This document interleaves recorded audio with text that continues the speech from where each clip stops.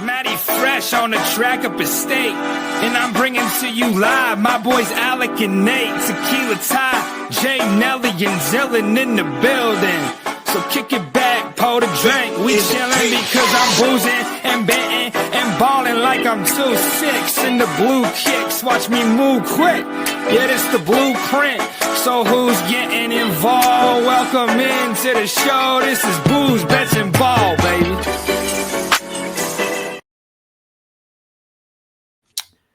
Well, welcome back into what has become the yearly lecture, I guess is the best way to put this. I'm going to try to get through as much of this as possible, but unlike James Franklin, I brought my A game on Saturday, so can't talk too much yet, but we're going to try to battle through this. Penn State loses to Oregon 30-24 in double overtime. A Drew Aller interception seals it. Let me know if you've heard that before. In double overtime, Penn State a chance to tie the game and then win it on the 2-point conversion, as Oregon had not succeeded in doing so, as they scored first after the teams traded touchdowns in the overtime. Penn State was down 17-3 in this game. They did some great things late to battle back. They were aggressive. They threw the ball down the field. They put their playmakers in positions to make plays, i.e. the kind of underneath toss pass to Devontae Ross for the second touchdown. And it's just, where is that all game? The aggression only seems to come out when the back is against the wall and there's no other choice. And maybe if you played like that for 60 minutes instead of 10, you would do what you had to do at the end of that game. This game was 3-3. There was a situation in this game, I cannot remember what quarter it was in. It was late second, early third, maybe. Penn State had the ball in the 36, and it was fourth and a little bit to go, maybe 8, 9, 10, somewhere. And they punted, and they got it was a touchback. They ended up netting 20 yards of field position at Oregon there. And it would have been a 53-yard field goal. And this was after Ryan Barker had made a 49-yarder early in the game. And the game was 3-3 at that point. Points were at a premium. And you weren't aggressive. I just don't know what this is, because we're now on. I'm trying to find where exactly that punt happened.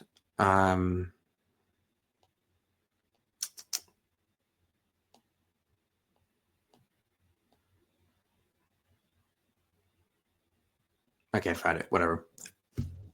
But the point is, we are in year 3 of the Drew Aller-led offense, and every single big game has pretty much looked exactly the same. I witnessed both the 2023 Ohio State and Michigan games in person. Worst offense I've ever seen. They fire Yursich. Oh, it was a Yursich problem. Kolnicki comes around.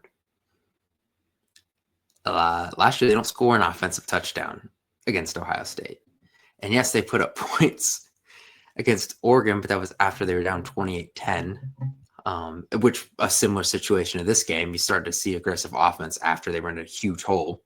Go figure. And then once again, you get to the Notre Dame game, and there's really no offense. They put up 24 points in that game. A lot of that was just great defense, putting them in good situations.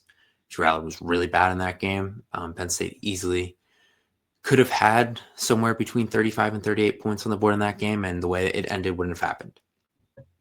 Fast forward this year. Oh, everything's fixed. We got new receivers. The offensive line's settled. We got everyone else to come back. Kolnicki came back. Running backs came back. Aller came back. And it looks the same. So what is it? I don't know. Is it James Franklin? Is it Drew Aller? Yes, Drew Aller and any Kolnicki are not a match. It's pretty clear. He is nothing like Jalon Daniels that he had at Kansas. He's nothing like Bo Prabula, and we can get into that story a different time. I don't know what you can do, because Drew Aller was supposed to be the savior, and Andy Kolnicki was supposed to be the savior. Well, we're both brought here to do the same thing, but they're not a match, so it's not working. What happens next year? I think that I don't know if Andy Kotelnicki is going to get the same head coaching looks he got this past year, to be honest, after what's transpired so far. We'll see. We know Drew Aller will be gone. And what will happen with Penn State's quarterback situation, I don't know. On a grander scale, this is just James Franklin. This is just what it's been and probably what it looks like it will be. He's losing big games the same way pretty much he was losing them in 2016. He's still losing them in 2025. The 2016 Pitt game, the Rose Bowl. Yes, they scored a lot of those games. They gave up a ton of points too. They fixed the defensive situation from those early years teams, and part of that was they got to improve the depth of the team that was pretty, ravished by the sanctions. 2017, maybe the two worst losses ever with that Ohio State game, and then the Michigan State game a couple weeks later. Yeah, a couple weeks there was a bye in there. 2018, same exact thing. Now you got boat raced at Michigan. The Ohio State game, the same exact thing. The Michigan State game, the same exact thing. 2019, the Minnesota game, pretty much the same exact thing. By the time that Ohio State game came around, it was whatever. The 2020 Indiana game, same thing. 2021, do we cut a break because of the Clifford injury at the Iowa game? Yes. And did it maybe lead to things that happened in that 9 OT Illinois game? Probably. Do they get a little bit of a pass there? Sure. 2022, they were just kind of totally outclassed by Michigan, and Ohio State was clearly weren't as good as them. But then the last 3 years, the games I've mentioned, it's the same thing. And, the question's always been, when is James Franklin going to win the big game? And I really thought that if he couldn't do it in this situation, I don't know if he ever can. He got his big home opponent as the wideout, which had not been the case. Pretty much since Big Noon became a thing. He got that. The team he was playing was starting a first-year quarterback. Now he's a redshirt sophomore, but hasn't started many games before this, 4 before this. 3 at home, 1 at Northwestern. A team that played a lot of true freshmen and redshirt freshmen, key spots, including receiver and corner. They traveled across the country. They apparently didn't get into the State College Airport until 9:10 Friday night. Didn't seem to matter. You had the experienced team. Your quarterback was a senior. Your running backs were seniors. The majority of your offensive line was 3 through 5 year guys. Your 3 starting receivers are 4th or 5th year guys. Your defense has 4th and 5th year guys everywhere. 3 and 4 mostly, but a couple 5ths. And you still couldn't win. You have the two, the coordinator combination. You still couldn't win. If you couldn't win this one, I don't know when you ever are going to. And the excuse has always changed, and it's so funny. This week was 7 weeks since the Great to Elite speech after the 2018 Ohio State game. And I think a lot of things with the program have changed, yet the play in these big games have not. It went from, okay, we don't have proper depth on our offensive line and in our defense because of the sanctions. Fair. Okay, that was true. They fixed that. Then it was, what was it? There's a couple in there. Well, the facilities thing was always a thing. They upgraded the facilities, including the stadium. Then it was, I don't have the 5-star corner or quarterback. Got him. Hasn't changed. Then it was, I don't have buy-in from, the top of the school down to the bottom. You got it. They got you a new president and a new AD. An AD that if you look at now, the volleyball team has unfortunately not played up to the expectations we thought, but look at the wrestling team. Look at the hockey team. Look at what this guy, I mean, the freaking football stadium looks like Times Square with the amount of advertisements this guy's giving out. He cares about winning. He wants to put money in here. You got your buy-in. Okay, I need some consistency at my coordinator positions. I need guys that are going to stay. Well, Cole Nicky's back for a second year, and Jim Knowles is the highest paid defensive coordinator in the sport, who just came off winning a national championship at your rival. You got it there. I don't know. Oh, well, NIL. As I mentioned, the AD has the school looking like a billboard, or the school and the stadium. You just signed this huge Adidas deal. They're just going to give you $30 million a year. And yes, I know it's for all sports, but let's be honest, football. You got the NIL money. You got 3 transfer receivers. You got a really freaking good transfer linebacker who had 15 tackles in this game and has been in this uniform for 4 games and was bawling his eyes out like he lost a loved one after this loss. And he looked like he gave a shit a lot more than you, James Franklin. You've been here 12 years. He's been here. I know he's been here over the summer. He's been here 4 weeks. It looked like he cared more. They were able to get your running backs back. The guys that are actually, I don't know, because of Nick Singleton. I don't know what that's all about. The guys that are probably going to finish 1 and 2 in the Penn State rushing record book. Your 5-star quarterback came back. Your 5-star defensive end came back. Zane Durant came back. Ski Wheatley came back. Tony Ross wasn't draft eligible. Might be hurt. We'll talk about that later. AJ Harris, who was a transfer, is there. Davian Collins, who was a transfer, is there. King Mack in your secondary. Look at all these transfers. They cost money. Chaz Coleman, who's pretty much started for you this week at defensive end as a true freshman from the state of Ohio. You had to pay him some money. Get him here. You had the money. You got excuses. Yet the what's going on the field hasn't changed. So what's the next excuse? Because I don't know what else you want. Okay, now I need a quarterback that fits the offensive system. Okay, so that's gonna be the next one. So is Bo Perillo coming back? You gonna give him money to leave Missouri? I don't know. Is it Ethan Grunkemeyer? I don't know. This offensive line that we touted as so great has looked awful this year. And I bought into that hype too. I'm just as guilty to that as everyone else. But I mean, what is going on? Those halves against FIU and Villanova, where you put up 10 and 13, weren't flukes. It looked like they are what you are. And now you're facing 2 bad teams in UCLA and Northwestern. If I have to come on here and do a rant after one of those games, then James Franklin should be fired. You have to go to Kinnick. I was not, Iowa, what they were. I think they're a little better than what they've been the last couple of years, though, so we'll see. Then you go to Ohio State. You're not winning that game. Let's just get that out of there right now. Then Indiana's red hot, and you got to deal with them. You can easily be 9-3, miss the playoff with this roster, with these offensive coordinators, with this coordinator, with this staff as a whole, with this AD, with this fan base that put nearly 112,000 people in the stands on Saturday.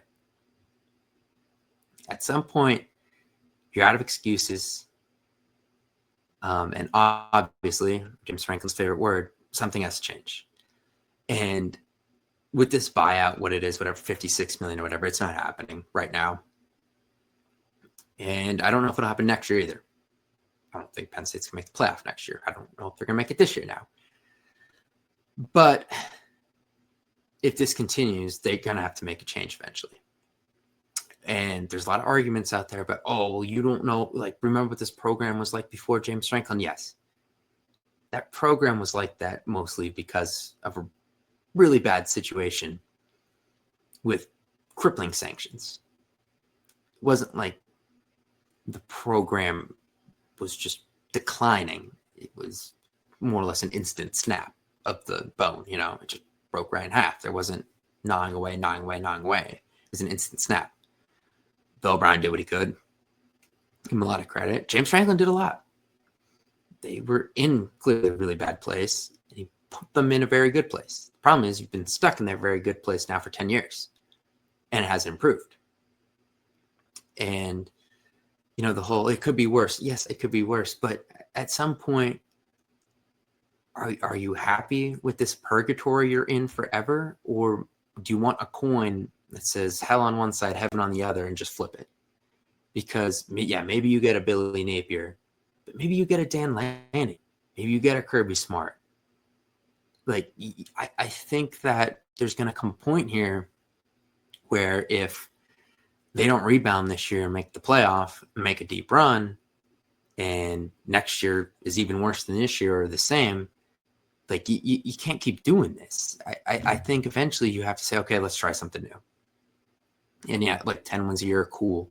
But it's becoming the ultimate tease where like you're just on the cusp, but you're never over it. And it's proof in just how they've lost all these big games. I mean, they are never blown out. Now, a couple of those Michigan games, 2022, 2000, if the year's right, 22 was pretty bad. 18 was pretty, 18 and 2022 were pretty ugly in Ann Arbor. But outside of that, I mean, you've been in these games, you've had leads in the majority of them. You've been within a score in the majority of them. Like all the ones I'm talking about, finished pretty much 8 points or less as the loss, one possession. And you can't win one of them? I mean, I just watched freaking Virginia the night before knock off number 8 Florida State in overtime. Like all these schools with way less talent, way less resources, way less money than you are finding ways to just run into these games once in a while, but you never can. And that's starting to not make sense because you should be able to at some point. And it just looks like especially offensively, they play these games not to lose. They take no vertical shots, and you can say they don't trust Drew Aller. I don't think Drew Aller trusts himself, which doesn't help. But you have to try. You just can't accept defeat in the first quarter. I don't know. They play scared. They play not to get blown out, and they kind of hope that, hey, come fourth quarter, maybe it'll be like the 2016 Ohio State game again, and we'll just get one lucky bounce, and we'll win it. And guess what? It actually almost happened in this game. Got up to overtime. They took the lead, and Dante Moore fumbled an exchange with their running back in overtime. It just didn't bounce far enough away for a guy on Penn State to pick it up. He almost got his wish, but he didn't. And with the buy-in from the athletic department in the school, with how passionate this fan base is, with how talented this is, with how much you're asking the ordinary fan to chip in when it comes to tickets, parking, NIL, the price of food in the stadium, like you can't just be hoping on bounces to go your way. You have to go out and win a game. Go be assertive. Go win it. You did it against Minnesota, so okay, you could do it against an 8-win Minnesota team. You did it on the road against Purdue a couple years ago. Okay, a 9-win Purdue team. Those are good teams. You beat good teams. You got to go beat an elite team, a great team. You got to be as aggressive as you're being in those teams that are kind of matching you on the field because they're playing their aggressive game because they think you're an elite team. So they're playing up and you're just kind of matching them. So you're just slipping by them in most of those cases. So it's time for you to look at what the Purdue's, the Iowas, the Minnesotas of the world are doing versus you. And you need to start doing that against Oregon, Michigan, Ohio State because you're not them. So start doing stuff that's going to equal out the playing field. And this goes back to like what I saw like with that, Virginia FSU game. And I know there's other examples. That was just the first one ingrained in my head because the last one I saw. But I'm sick of people saying like, oh, well, they don't have as much talent as Ohio State and Oregon. And depth-wise, no. Starter-wise, they should. I think on the field, Saturday night was pretty close in terms of how many 5-stars each team was starting, how many transfers each team was starting.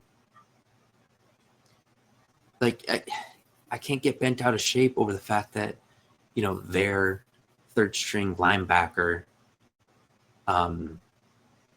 was a top 100 recruit from Texas, and our third-string linebacker played against Amish kids from the middle of PA, and we were his only like Power 4 offer. I can't buy into that. Like that's not what the problem is here. The problem is you coach scared. You don't look aggressive at all.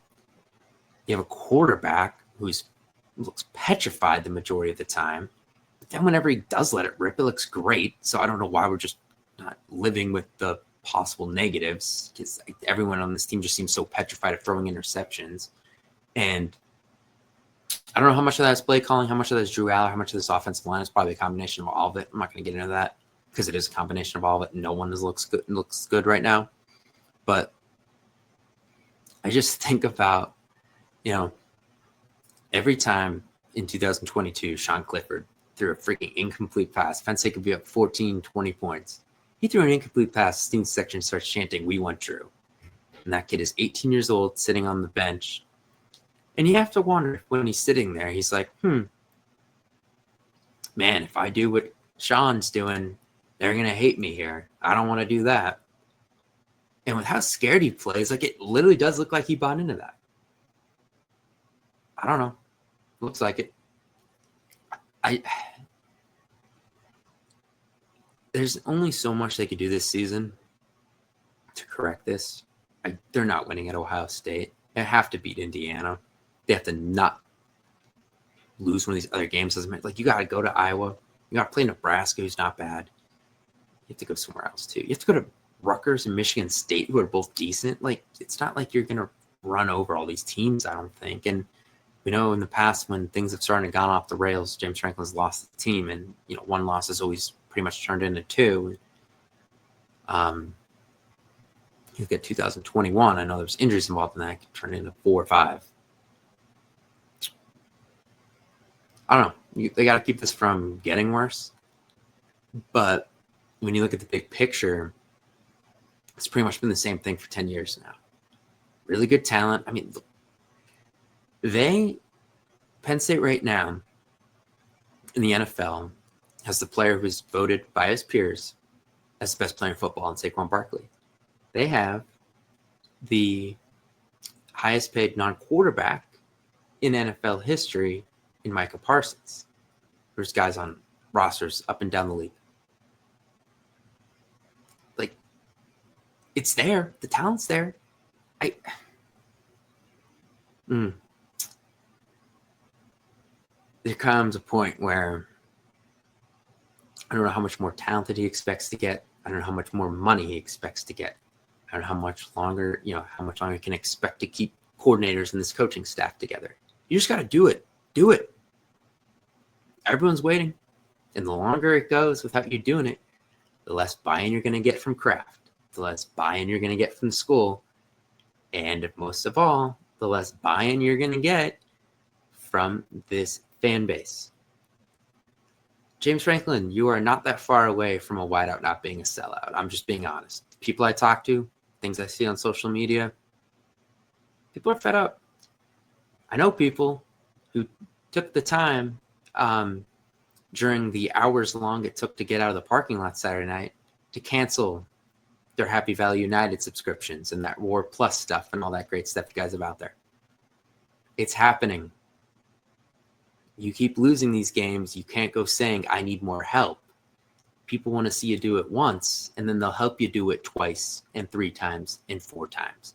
But until you do it once, they're not going to believe you can do it, and they're not going to invest in you. So it's time for you to grow up and do it. And the excuses got to stop.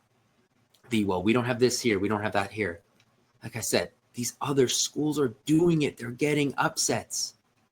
And yet you haven't done it since 2016 with freaking Barkley and Gesicki and Godwin, 3 guys still in the NFL, and Trace McSorley, who's probably the best quarterback in program history, not from an NFL standpoint, but what he did at Penn State.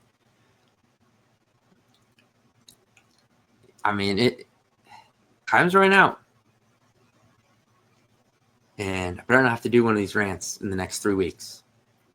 And when the Ohio State game comes around, we'll reevaluate it and see what's going on. But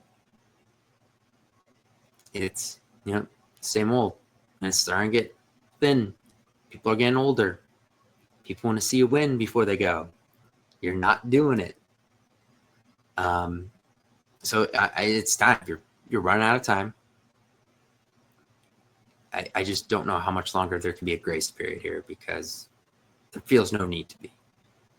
Coaches at other programs are getting fired. Like, is he Mark Richt at Georgia? Mark Richt was consistently 9-3, 10-2, big bowls, a couple big wins here or there. Wasn't good enough for Georgia. Kirby Smart came in, with Dan Lanning eventually, and won a couple natties. I don't know. Maybe. Starting to think it's getting closer and closer looking like that. So, I don't know. We'll do a preview of who the hell do they play? UCLA? I don't know. Maybe we'll talk about that game. It's really hard to care about that game right now, but we'll see.